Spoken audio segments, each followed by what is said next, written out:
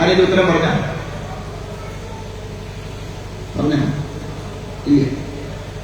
സാധനങ്ങളല്ലേ ഉണ്ടല്ല. എന്തിനാ അതുകൊണ്ട് നടക്കുന്നത്?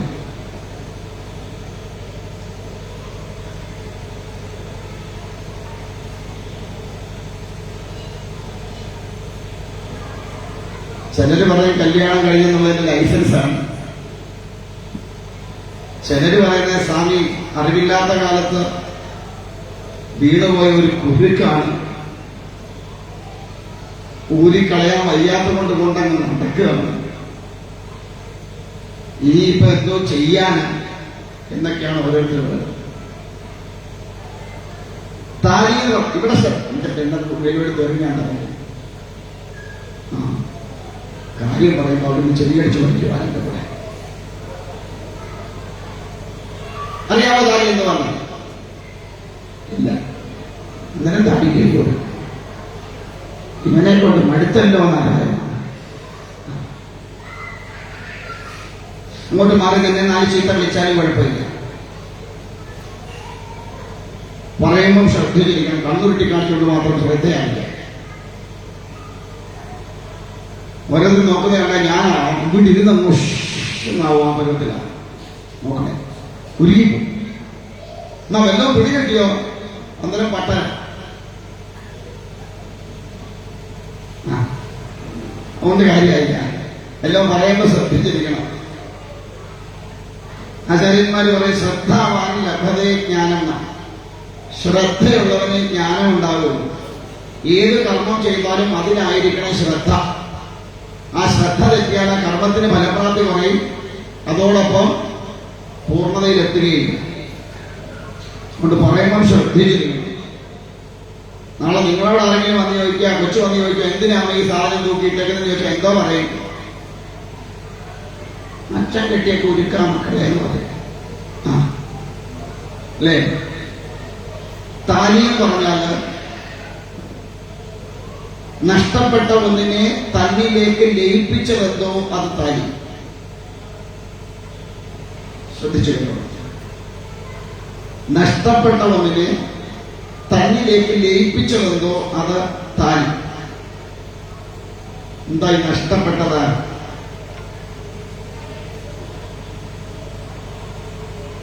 ഒരു പുരുഷന്റെയും സ്ത്രീയുടെയും വിവാഹ ജീവിതം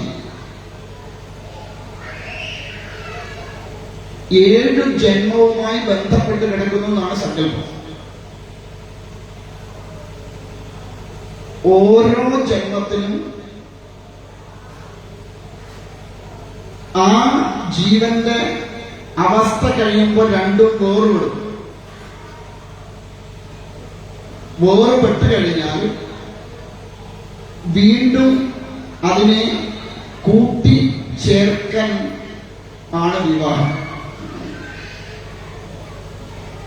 അപ്പൊ പൂർവജന്മത്തിൽ നഷ്ടപ്പെട്ടുപോയ ഒന്നിനെ വീണ്ടും തന്നിലേക്ക് ലയിപ്പിക്കാൻ കാരണമായതെന്തോ അതാണ് താലി.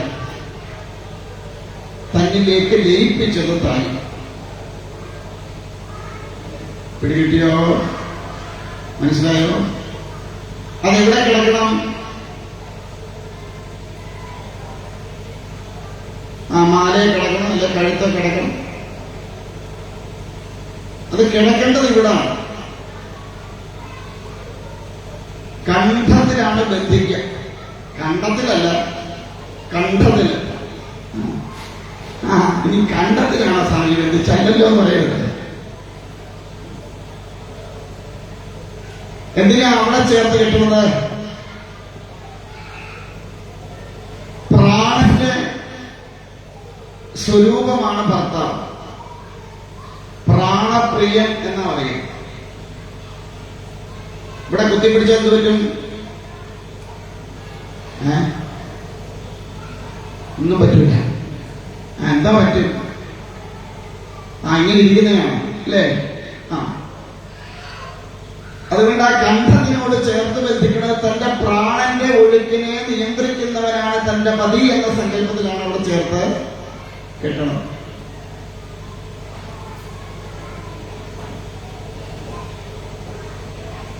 അപ്പൊ കെട്ടുമ്പോ എന്തിനാ താലി കോർക്കുക? ചരടില്. എത്ര മുഴം ചരടെടുക്കും? ചേട്ടന്മാർക്കെല്ലാം പറയാമോ എത്ര മുഴം ചരടെടുക്കും താലി കോർക്കാൻ?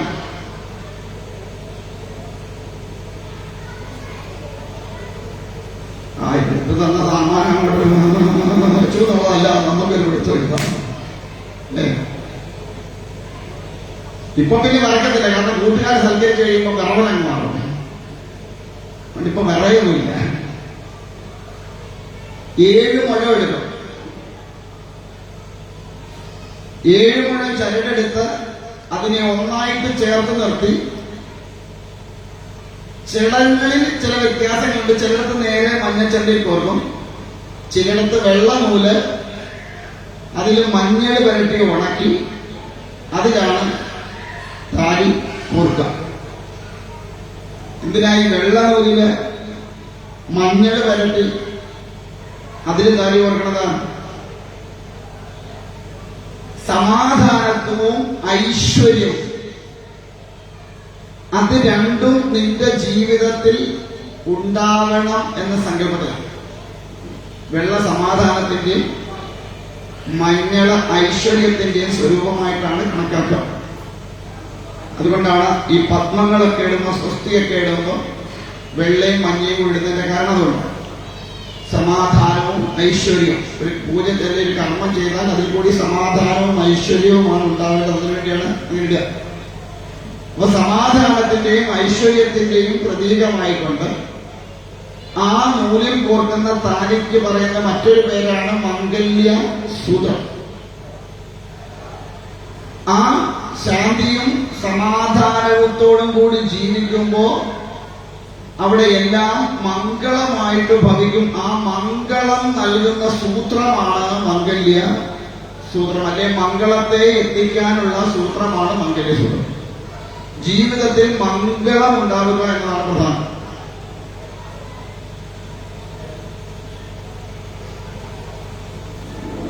കോട്ടയത്തെ മംഗളമല്ല ഇല്ലേ? പണ്ട് ഇവിടെ വായിച്ചതല്ലേ മംഗളം, മനോരമയൊക്കെ വായിച്ചതല്ലേ? അതിന്റെ കാര്യമല്ല.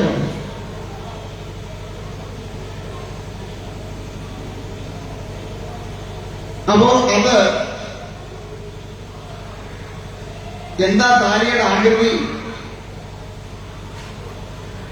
എന്തോ പോലെ ഇരിക്കും.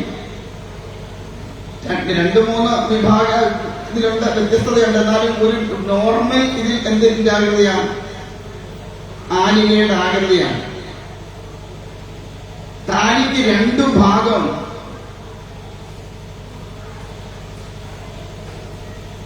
ഏതൊക്കെയാ 2 ഭാഗം?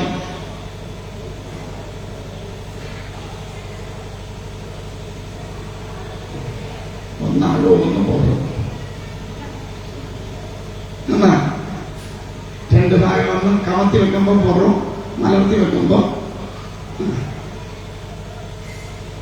ഒന്ന് ചരട് കോർക്കുന്ന ഭാഗവും ഒന്ന് ആ ചരട് കോർക്കുന്നതിനോട് ചേർന്ന് നിൽക്കുന്ന ഭാഗം. ചരട് കോർക്കുന്നതിന് ഇവിടെ എന്താ പറയുക? കുഴ എന്താണോ പറയണേ? ആണോ? ആ കുഴ ശിവനും അതിന്റെ താഴോട്ടുള്ള ഭാഗം ശക്തിയും.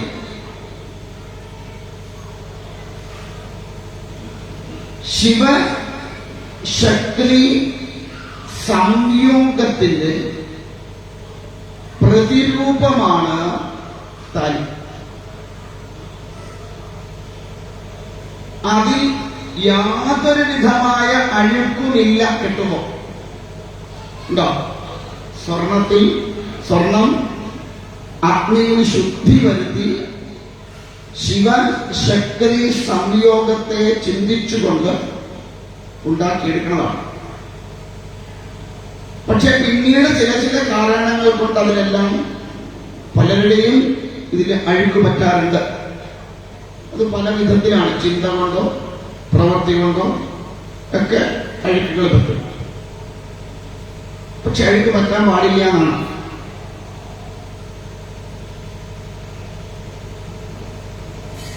പുരുഷൻ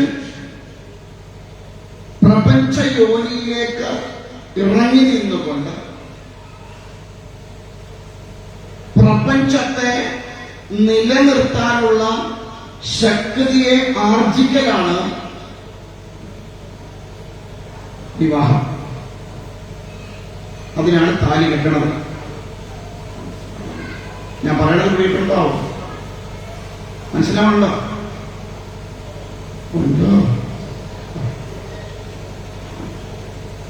അതുകൊണ്ട് 7 ജന്മവുമായി ബന്ധപ്പെട്ട് കിടക്കുന്ന ആ താലി നൂലിൽ നിന്നെടുക്കുന്നത് 7-ാം ദിവസമേ ആകാവൂ.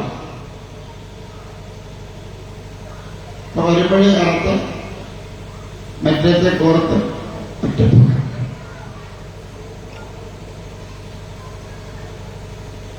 എല്ലാം ഫാഷനും. അത്ര ആ ശിവശക്തി സംയോഗത്തിന്റെ പ്രതിരൂപമായതുകൊണ്ടതിനെ ശുദ്ധമായിട്ട് സൂക്ഷിക്കണം.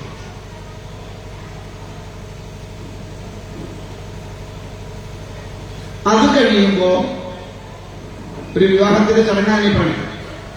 അത് കഴിയുമ്പോ അടുത്ത ചടങ്ങാണ് പുടവ കൊടുക്കുക എന്നത്, അല്ലേ? വലതുവശത്തിരുന്ന് മംഗല്യ സൂത്രം കഴുത്തിലേക്ക് അവിടെ നിന്ന് എഴുന്നേറ്റ് വന്ന് ഭർതൃപാദം വണങ്ങി പുടവ സ്വീകരിച്ചുകൊണ്ട് ഭർത്താവിന്റെ ഇടത്ത് വശത്ത് വന്നിരിക്കണം. താലി കെട്ടുന്നതിന് മുമ്പ് പെണ്ണിനെ ഇടതുവശത്ത് കൊണ്ടിരുത്തരുത്. ആധികാരികമായി ഒരു പുരുഷന്റെ ഇടതുവശത്തിരിക്കാൻ യോഗ്യതയുള്ള പെണ്ണ് അവന്റെ ഭാര്യയാണ്. അമ്മ, മക്കൾ, സഹോദരി, സഹോദര ഭാര്യ ഇവരെല്ലാം ഒരു പുരുഷന്റെ വലതുവശത്തേ ഇരിക്കാവൂ. ഒരു പുരുഷന്റെ ഇടതുവശത്തിരിക്കാൻ പരമമായി യോഗ്യതയുള്ളത് അവന്റെ ഭാര്യയ്ക്ക് മാത്രമാണ്, അല്ലെ ധർമ്മ പത്നിക്ക് മാത്രമാണ്.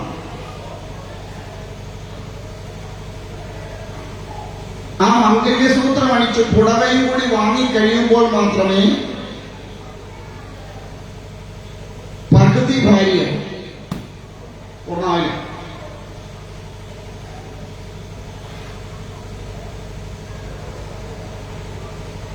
ഇപ്പൊ പുതിയൊരു ഫാഷൻ ഉണ്ട്, അവിടെ വെച്ച് സിന്ദൂരം എടുത്തിട്ട് അങ്ങോട്ട് പൂശും. ആരാ പൂശുന്നത്?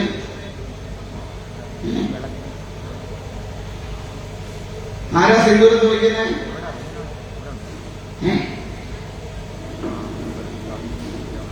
അമ്മാവനോ? കല്യാണ ചെറുക്കൻ അല്ലേ?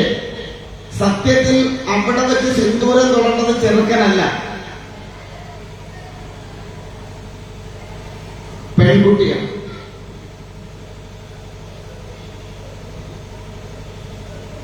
എന്തിനായി സിന്ദൂരം തൊടുന്നത്? സീമന്തരേഖയിൽ സിന്ദൂരം എന്തിനാ തൊടുന്നത്?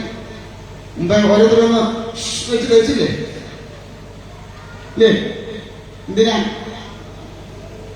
സീമന്തരേഖ? എവിടുന്ന് എവിടെ വരെയാ?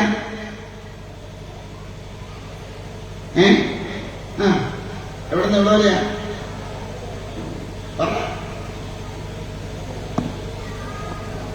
എവിടുന്ന് എവിടെ വരെയുണ്ട് സീമന്തരേഖ? എവിടുന്ന്? എന്നാ അല്ല, അതിനാ ചോദിച്ചത്. എവിടുന്ന് ആദ്യം ചോദിച്ചത്? സീമന്തരേഖ തുടങ്ങുന്നത് ആജ്ഞാചക്രത്തിൽ നിന്നാണ്.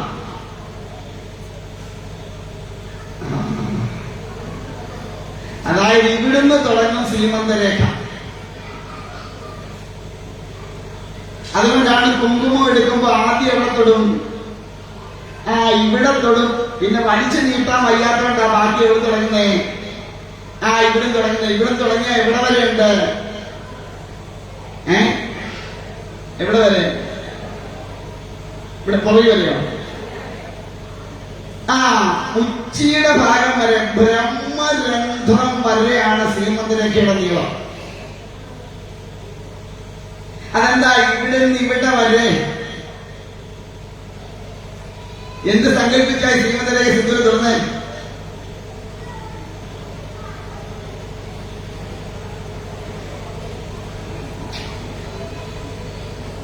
അതിങ്ങനെ എടുക്കുക ശകലം. ഇപ്പം ഈർക്കിലൊക്കെ ചാലിച്ചിട്ട് ഇങ്ങനൊരു തൂപ്പും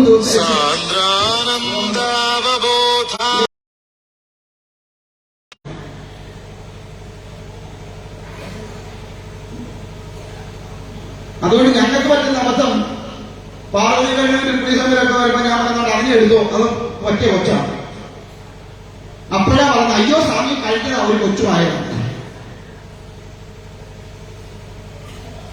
വിവാഹം കഴിഞ്ഞാൽ ശ്രീമന്തരേഖയിൽ സിന്ദൂരം തൊടണം. അതെങ്ങനെ തൊടണം? ഒരു മനുഷ്യന്റെ ദൃഷ്ടി പതിഞ്ഞാൽ എവിടെ വെച്ച് വെച്ചാൽ ഒരു മനുഷ്യന്റെ ദൃഷ്ടി പതിയുന്നിടത്തെത്തുമ്പോ അവന് മനസ്സിലാവണം ആ സ്ത്രീ വിവാഹിതയാണെന്ന്. ആ രീതിയിൽ വ്യക്തമായി കാണുന്ന രീതിയിൽ വേണം ശ്രീമന്തരേഖയിൽ സിന്ദൂരം തൊടാൻ.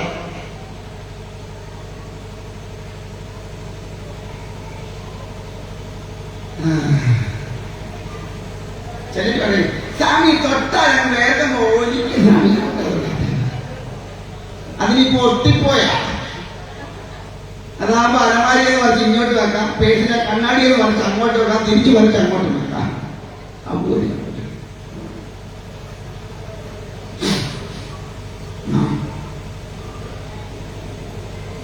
എന്തുകൊണ്ടാണ് ഇവിടെ തുടങ്ങുന്നതെന്ന് പറഞ്ഞ് ജീവനാകുന്ന ഞാൻ മൂലാധാരത്തിൽ നിന്നുണർന്ന് ഇവിടെ എത്തി,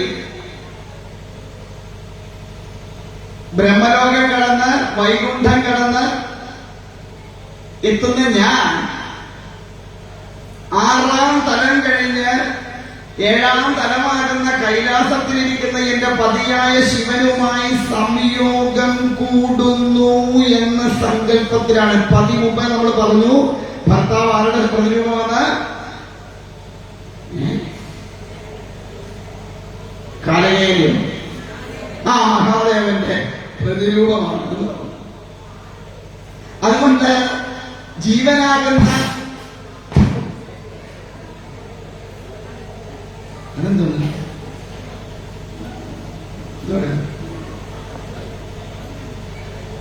ജീവനാകുന്ന പാർവതിയാവുന്ന ഞാൻ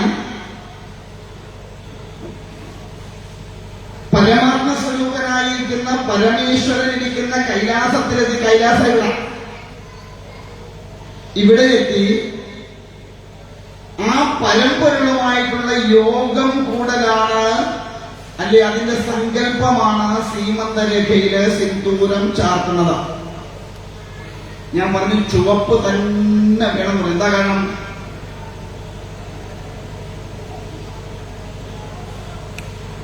പിന്നെ പറഞ്ഞു രജോ ഗുണപ്രധാനമാണ് ചുവപ്പ്.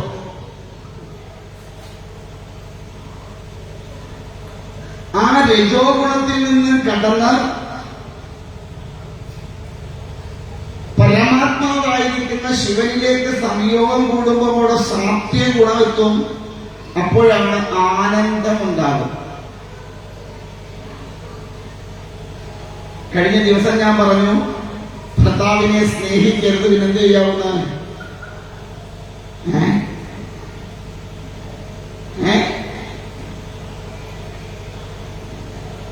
പ്രേമിക്കുകയേ ആകാവെന്ന്. ഇപ്പൊ എന്തുകൊണ്ടാണ് അങ്ങനെ പറഞ്ഞതെന്ന് മനസ്സിലായോ? പ്രേമത്തിൽ കൂടി കടന്നു പോകുമ്പോൾ മാത്രമേ ആനന്ദം അനുഭവിക്കാൻ പറ്റൂ. അതുകൊണ്ട്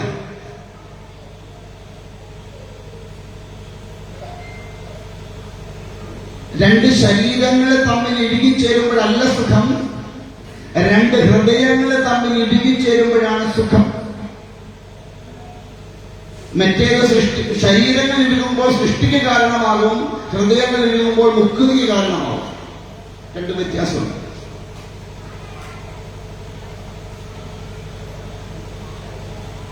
പിടികിട്ടിയോ?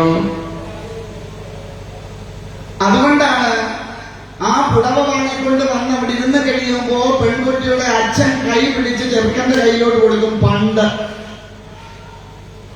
എന്ത് പറഞ്ഞിട്ടാ? ആ പണ്ടെന്ന് പറഞ്ഞതിന്റെ കാരണം പറയാം.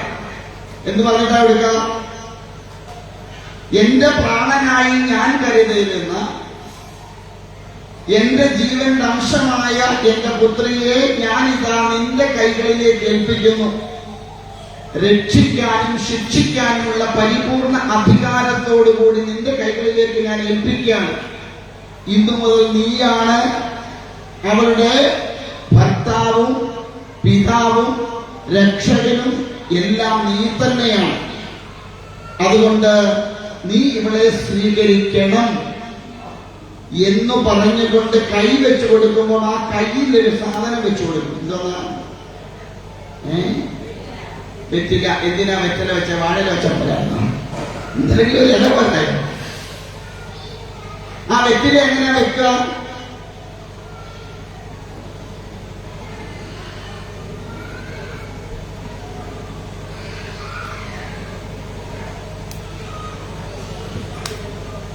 വെച്ചു കൊടുത്തവർക്കാണെങ്കിലും അറിയാവോ എങ്ങനെയാ വെറ്റില വെക്കുന്നതെന്ന്? ആരുടെ കയ്യിൽ വെക്കും?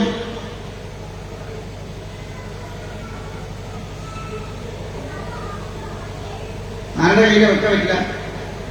ചെറുക്കനെയാണോ വണ്ടിയാണോ? ചെറുക്കന്റെ കയ്യിൽ. എങ്ങനെ വയ്ക്കും? കമഴ്ത്തി വെക്കും.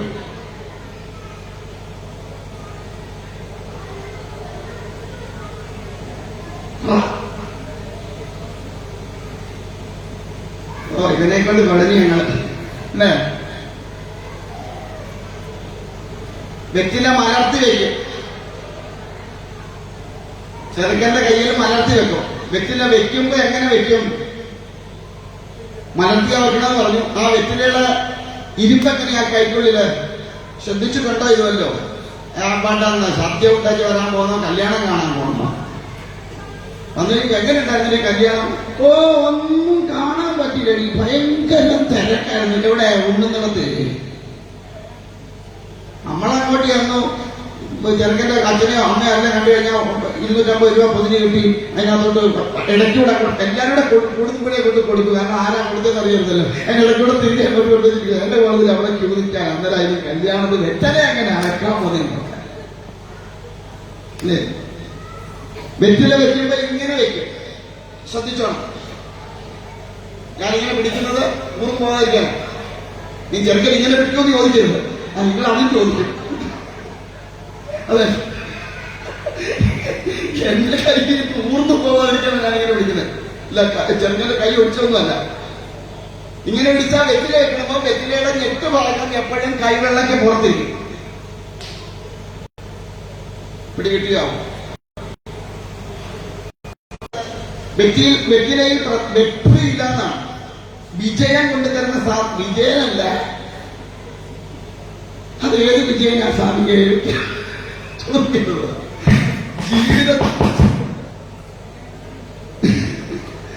ജീവിതത്തില് വെற்றி അല്ലെങ്കിൽ വിജയം കൊണ്ടുതരുന്ന സാധനമാണ് വെറ്റിലാണ്.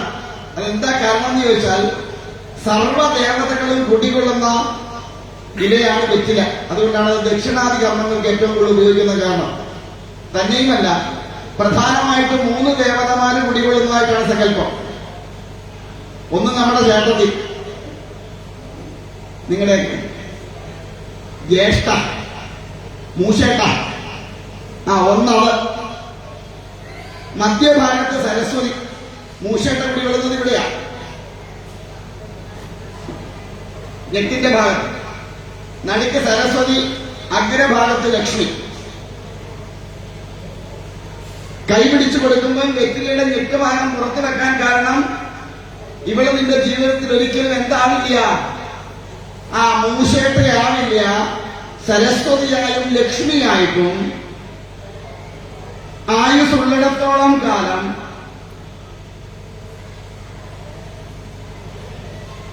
നിന്റെ ജീവിതത്തിൽ സുഖത്തിലും ദുഃഖത്തിലും താങ്ങും തണലുമായി കഴിഞ്ഞുകൊള്ളും എന്ന് അച്ഛൻ വാഗ്ദാനം കൊടുത്താണ് കൈ പിടിച്ചങ്ങോട്ട് കൊടുക്കുന്നത്. ഇപ്പൊ നമ്മൾ അങ്ങോട്ട് കയറി വിളക്ക് കൊണ്ട് വെച്ചാൽ ഉടനെ നമ്മുടെ സ്വഭാവം ഏതാ? സരസ്വതി ലക്ഷ്മിയൊക്കെ പുറത്തിരിക്കും. പുറത്ത് വെച്ച കക്ഷി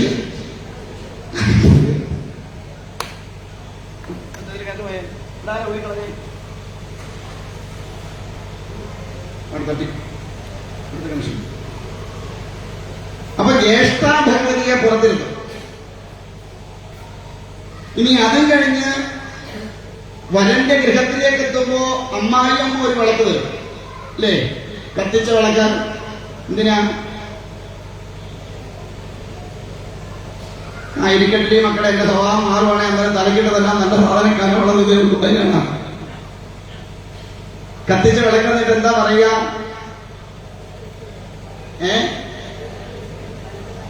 ഏത് കാല് വെച്ച് കയറി വരാൻ പറയും? അതെന്നാ ഇടതുകാല് വെച്ച് തന്നെ കുഴപ്പം? ഞട്ടുണ്ടോ ഇടതുകാലിന്? അതുകൊണ്ടാണ്. എന്താ ഈ വലത്തുകാല് വെച്ച് കയറി വരാൻ പറയണ കാര്യം? ഈ വിളക്കെത്തിനാ കത്തിച്ചേരുന്നത്?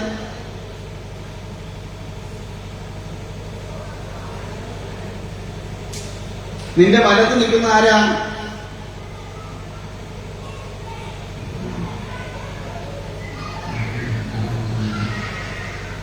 കല്യാണം കഴിഞ്ഞ് വരുന്ന പെണ്ണിന്റെ വലതുവശത്ത് നിൽക്കുന്ന ആരാ?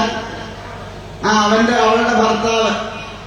എന്തിനാ വിളക്ക് കത്തിച്ചു വരുന്നതെന്ന് ചോദിച്ചാൽ, ഈ ദീപം ഏതൊരു വിധത്തിലാണോ ജ്വലിക്കുന്നത്, പ്രകാശം പരത്തുന്നത്, അതേപോലെ നീ ഈ ഗൃഹത്തിന്റെയും നിന്റെ വലതുവശത്ത് നിൽക്കുന്നവന്റെയും ജീവിതത്തിൽ എന്തായിട്ട് തീരണം?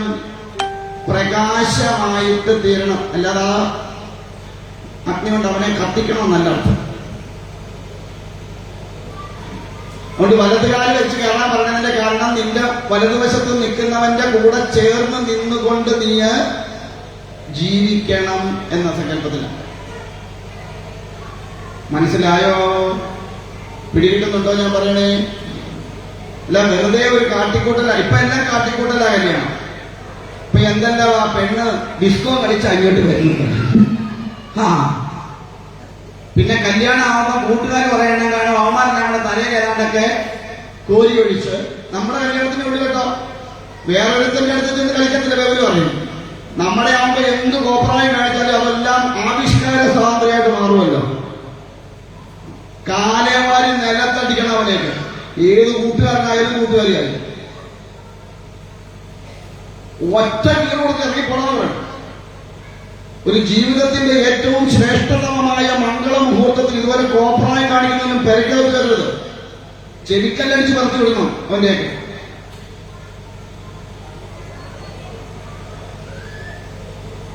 എന്തെല്ലാം കോപ്രായങ്ങളാ! സ്പ്രേ എന്തോന്ന് പതയെല്ലാം കൂടെ കൊണ്ട് തലയിൽ പെണ്ണിന്റെ ചെറുക്കനെ തലയിലൊഴിക്കുക, ഐസ്ക്രീം കൊണ്ടുവന്നിട്ട് അവരുടെ മോന്തയ്ക്ക് ഒപ്പിക്കുക. അപ്പൊ അവന്റെ മോന്തയ്ക്ക് കൊടുക്കണം അതുപോലെ ഒരു ഒപ്പം. പിന്നെ ജീവിതത്തിൽ എങ്ങും പോയി അവൻ ഒപ്പിക്കാൻ നിൽക്കുന്നില്ല. നമ്മുടെ അതിനകത്തേ ഉള്ളൂ ഈ കോപ്രായം മുഴുവൻ കാണിക്കാതെ. കാശ് കൂടുന്നതനുസരിച്ച് കോപ്രായം കാട്ടൽ കൂടുക. എന്തെല്ലാം കോപ്രായങ്ങളാ കാണിക്കണം. പെണ്ണ് ഡാൻസായി, ചെറുക്കൻ ഡാൻസായി, രണ്ടുപേരും കൂടെ ഡാൻസായി, നാട്ടുകാരൻ മുഴുവൻ അതിനേക്കാൾ വലിയ ഡാൻസായി.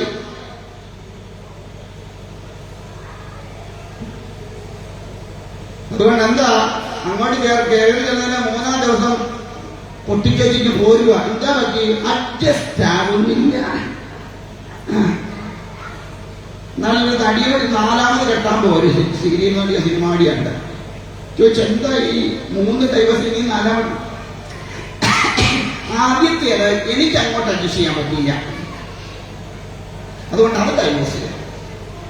2ാമത്തേതോ അവൻ അഡ്ജസ്റ്റ് ചെയ്യാൻ പറ്റില്ല, അതുകൊണ്ട് കിട്ടും.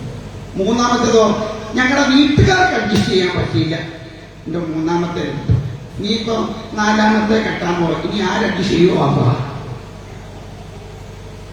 ഇതാ അവസ്ഥ.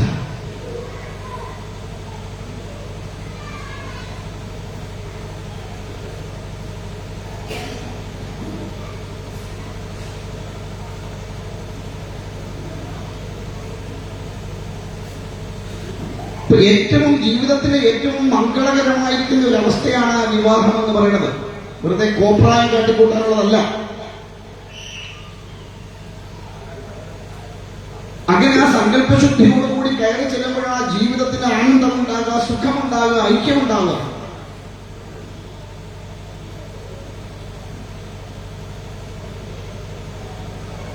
ഇപ്പൊ പിന്നെ പുതിയൊരു ഫാഷൻ ഇവിടെ വന്നിട്ടുണ്ട്. എന്താണ്? വിളക്ക് അങ്ങോട്ട് വെച്ചാ ഉടനെ അമ്മായി വിലത്ത് കൊടുക്കണേ, ആ വാള് ഊരി കൊടുക്കണം, അല്ലെ അമ്മായി അമ്മ അന്ന് തുടങ്ങും ചുരുട്ടാൻ. അല്ലേ? ഞാൻ നോക്കിയിട്ട് അതിനകത്ത് ഒറ്റ കാര്യമുള്ള, അവള് മനസ്സിൽ കണക്കൂടിയാണ് കൊടുക്കുന്നത്. എന്താണെന്നറിയാമോ? ഇവള് ഊരി കൊടുക്കുമ്പോഴേ അവള് കണക്കൂട്ടിയാണ് കൊടുക്കുന്നത്. തള്ളെ ഞാൻ നിങ്ങളെ പൊന്നു പോലെ നോക്കും. എപ്പോ? നിങ്ങളുടെ ഈ പൊന്നുണ്ടെങ്കിൽ കാശുണ്ടെങ്കിൽ. അല്ല, എനിക്ക് നിങ്ങൾ വട്ട പൂജ്യമാണ്, ചവിട്ടിക്കൂട്ടി മൂലയിൽ ഇരുത്തും, മര്യാദയ്ക്കിടുന്നുണ്ടെങ്കിൽ. ഈ രണ്ട് കാര്യമുണ്ട്. അതിപ്പം തുടങ്ങിയൊരു ഫാഷനാണ്.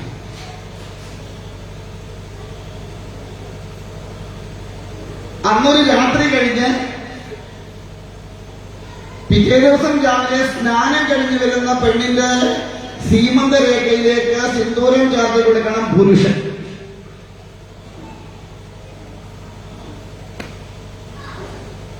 അല്ലാതെ കതിർ മണ്ഡപത്തിൽ വെച്ചല്ല പുരുഷൻ സിന്ദൂരം ചേർത്തി കൊടുക്കേണ്ടത്. കതിർ മണ്ഡപത്തിൽ വെച്ച് ആ പെൺകുട്ടി, ഇനി അങ്ങനെ ഉണ്ടെങ്കിൽ, പണ്ട് കാലത്തൊന്നും ഇല്ലായിരുന്നു, കുറെ കാലങ്ങളെ ആ ഒരു ഫാഷൻ വന്നിട്ട് ആരാണ്ട് എങ്ങാണ്ട് ഏതാണ്ട് കാണിച്ചു വെച്ചെന്റെ പറയുന്നത് പോയതാ. എന്തിനാന്ന് അറിയില്ല. ഈ താലി കെട്ടാൻ പോകുന്നവന് അറിയത്തില്ല താലി കെട്ടുന്നത് എങ്ങനെയാണെന്നല്ലേ, കെട്ടുന്നത് എന്തിനാണ്, താലി എന്താണെന്ന് അറിയത്തില്ല, കൈ പിടിച്ചു കൊടുക്കുന്നത് എന്തിനാറിയത്തില്ല, പുടവ് കൊടുക്കുന്നത് എന്തിനാണെന്ന് അറിയത്തില്ല, ഇതൊന്നും അറിയത്തില്ല. കെട്ടാൻ പറഞ്ഞ് കെട്ടി, അവസാനം പൊട്ടാൻ പറഞ്ഞ് പൊട്ടി. അത്രയേ ഉള്ളൂ നമുക്കറിയത്തുള്ളൂ. ഇത് കാണുമ്പോൾ നാട്ടുകാരും ഞെട്ടി. ഇത്രയേ ഉള്ളൂ സംഭവം.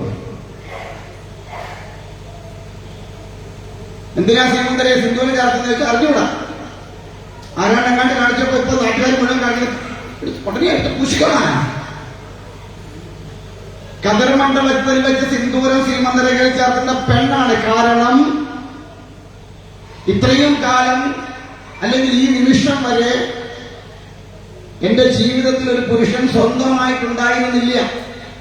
അതുകൊണ്ട് എന്റെ മനസ്സോ ചിന്തകളോ ഒക്കെ മറ്റു പല വഴിക്കും പോയിട്ടുണ്ടെങ്കിൽ അത് മുഴുവൻ ഉപേക്ഷിച്ചുകൊണ്ട് ഇന്നു മുതൽ എന്റെ ചിന്തയും വാക്കും പ്രവൃത്തിയും ഈ ശരീരവും മനസ്സും എല്ലാം ഈ ഒരേ ഒരു പുരുഷന് വേണ്ടി ഞാൻ സമർപ്പിക്കുന്നു. അതെന്റെ പ്രാണനാഥനാണ്, പരമേശ്വരനാണെന്ന സങ്കല്പത്തിൽ ആ സിന്ദൂരം എടുത്ത് സീമന്തരേഖയിൽ ചാർത്തണം.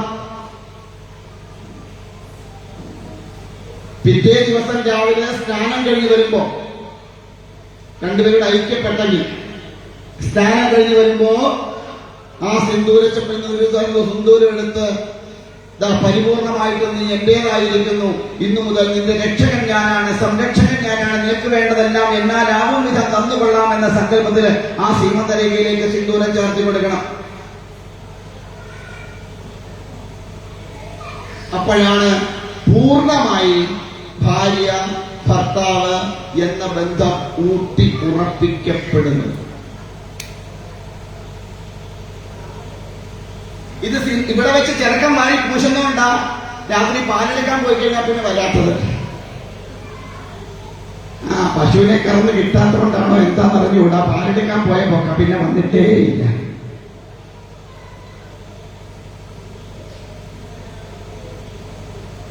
മനസ്സിലാവുന്നുണ്ടോ? എന്തൊക്കെയോ അന്ധവിശ്വാസങ്ങൾ വെച്ച് പുലർത്തിക്കൊണ്ട് ഓരോന്ന് കാട്ടിക്കൂട്ടി പോവാ. ആരാ എവിടാ എന്താ എങ്ങനെയാണെന്നൊന്നും അറിയില്ല. ആരെങ്കിലും പറയാം അങ്ങനെ പൂശടാൻ, അവനുടനെ അങ്ങനെ പൂശും. ഇങ്ങനെ പൂശടാന്ന് പറഞ്ഞാൽ അവൻ ഇങ്ങനെ. കൂട്ടുകാരെ പറയും മാറി ഇന്ന് പൂശടാന്ന് പറഞ്ഞാൽ മാറി ഇന്ന് പൂശും. ഇത്രയേ ഉള്ളൂ. പിന്നെ അവനൊന്ന് വീശും. ഇത് രണ്ടും കൂടെ ആകുമ്പോ സുഖം.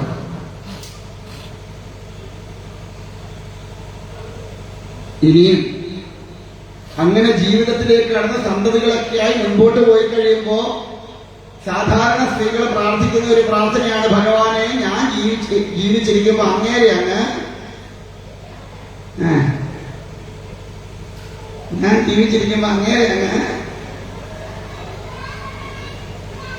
കൊണ്ടുപോക്കുവാണേ ഭഗവാനെ. ഞാൻ പോയി കഴിഞ്ഞ അങ്ങനെ വിട്ടേക്കില്ല. എന്താ കാരണം? ഞാൻ പോയി കഴിഞ്ഞ അങ്ങനെ നിന്നിട്ട് നമുക്കെന്താ കാര്യം? ചില നേരത്തെ അങ്ങനെ പോയ ഇത്രയും കാലത്തെ സുഹൃത്തുക്കളെ ആ ഒരു വീട്ടുകൂട്ടിൽ കുറച്ചു കാലമെങ്കിലും സ്വതന്ത്രമായിട്ട് ജീവിക്കാറില്ല അല്ലേ? അതുകൊണ്ടാണ് ഒരിക്കലും ഒരു സുമംഗലി പ്രാർത്ഥിക്കരുത്, ഞാൻ ജീവിച്ചിരിക്കുക ഭർത്താവിനെ കൊണ്ടുപോകണേ. ഒരു സ്ത്രീയുടെ ജന്മം പൂർണ്ണതയിലെത്തുന്ന 4 ഘട്ടത്തിൽ കൂടി നാ സങ്കല്പം. ഒന്ന് വിവാഹിതയാവുക, 2 നൊന്തു പ്രസവിക്കുക. അത് ശ്രദ്ധിച്ചോളണം, നൊന്തു പ്രസവിക്കുക പരിപാടിയല്ല. നൊന്തു പ്രസവിക്കുക, ആ കുഞ്ഞിന് മുലയൂട്ടാൻ കഴിയുക, സുമംഗലിയായിട്ട് മരിക്കാൻ കഴിയുക. ഈ 4 ഘട്ടം കഴിഞ്ഞാൽ ആ ജന്മം പൂർണ്ണമായും.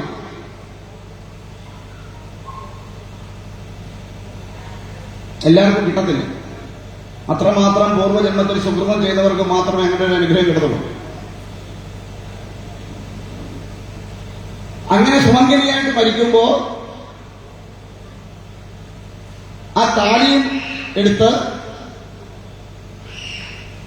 ആദ്യം തന്ന പുടവയും എടുത്ത് പുതച്ചുകൊണ്ട് വേണം അങ്ങോട്ട് പോകാൻ.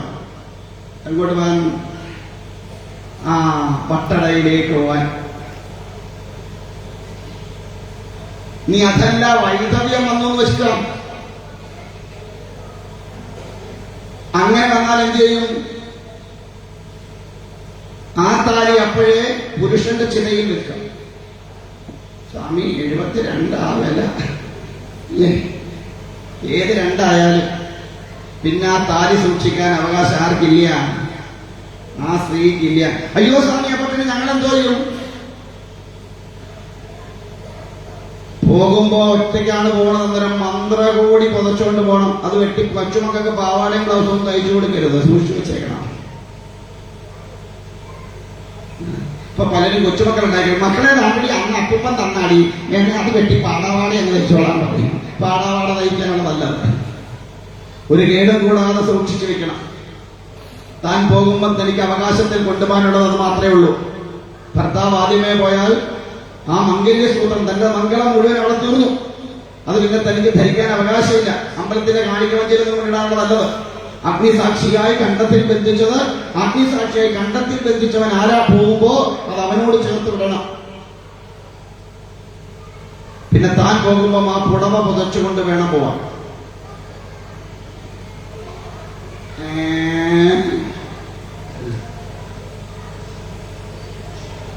മനസ്സിലാവുന്നുണ്ടോ? അല്ലാതെ വെറുതെ ഒരു 1/2 ഗ്രാമിന്റെ സ്വർണം തൂക്കിയിട്ടുകൊണ്ട് നടക്കുന്നതല്ല താലി.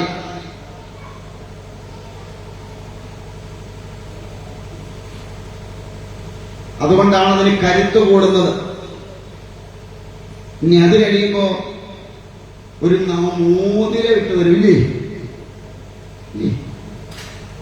ഏത് വരലിന്റെ ഇടുക?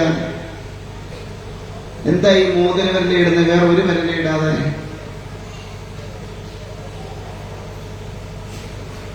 പറയാമോ? എന്തുകൊണ്ടാണ് മോതിര വിരലിൽ ഇടുന്നത് വേറൊരു വിരലിൽ ഇടാതെ?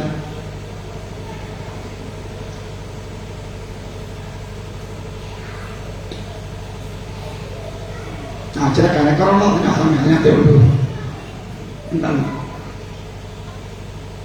കാണിച്ചുതരാം. ഇവിടെ നോക്കൂ, കൈ ഇങ്ങനെ പിടിച്ച് എല്ലാരും ഇങ്ങനെ കൈ പിടിക്കും. ഈ 2 വിരലും മടക്കുകയും നടുക്കത്തെ 2 വിരല്, നടുവിരൽ 2 മടക്കി ചേർത്ത് പിടിച്ച്, എന്നിട്ട് ബാക്കിയുള്ള വിരൽ ചേർത്ത് വെച്ച് വെച്ചാ തള്ളവിരൽ അനക്കാൻ നോക്കിക്കേ. തള്ളവിരല് ഇങ്ങനെ ചേർത്ത് വെച്ചുകൊണ്ട് ആ തള്ളവിരൽ മാത്രം അനക്കാം. അകലുവോ? അകലും അല്ലേ? അതാണ് മാതാപിതാക്കന്മാര്. കുറച്ച് കഴിയുമ്പോൾ നമ്മളെ വിട്ടങ്ങ് പോവും. ചൂണ്ടുവിരലകത്ത് നോക്കിയേ, അതാരാ? ബന്ധുക്കളാ. അവരും നമ്മളെ വിട്ട് പോവും. ചെറുവിരൽ ഇളക്കി നോക്കിയായി കഴിയുമോ? അതാണ് സന്തതികള്. അത് വിട്ടുപോകും. ഇനി ആ ചെറുവിരലൊന്ന് അകത്താൻ നോക്കിക്കേ. അങ്ങനെ തന്നെ വെച്ചോണ്ട് ആ ചെറുവരുടെ നടത്താൻ നോക്കി. അകലുവോ? അകലുവോ? അല്ല, ചെറുവരല്ല, മോതിരമല്ല. അകലുവോ? അകലുമ്പോ വേദനയുണ്ടോ? ഉണ്ടോ?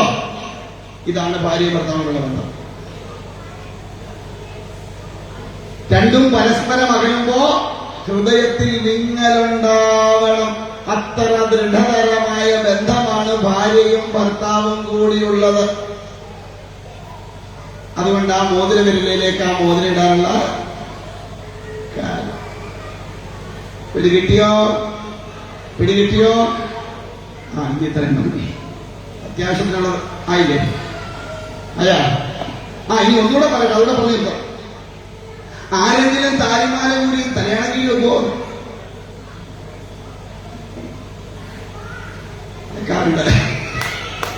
തലയാണക്കി വെക്കുന്നവരുണ്ട് ഇവിടെ. ഒരു കാരണവശാലും താലിമാല ഊരി തലയാണ കീഴിലോ അലമാരിക്കകത്തോ ഒന്നും കൊണ്ടുവെക്കരുത്. താലി എപ്പോഴേ ഊരാവൂ? അത് കെട്ടിയവൻ ജീവിതത്തിൽ നിന്ന് പോകുമ്പോ മാത്രം.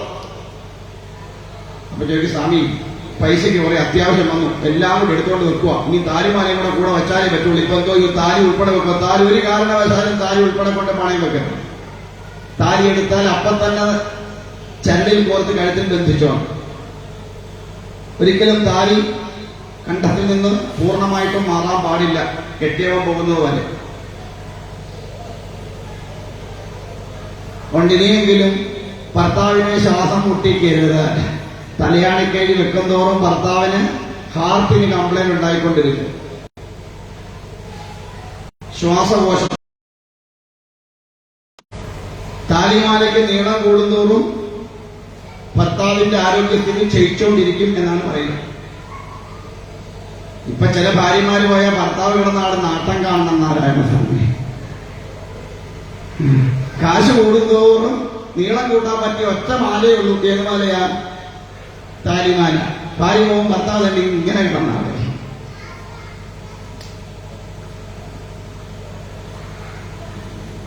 മനസ്സിലായോ? അങ്ങനെ നിൽക്കട്ടെ. ബാക്കി സൗകര്യം പോലെ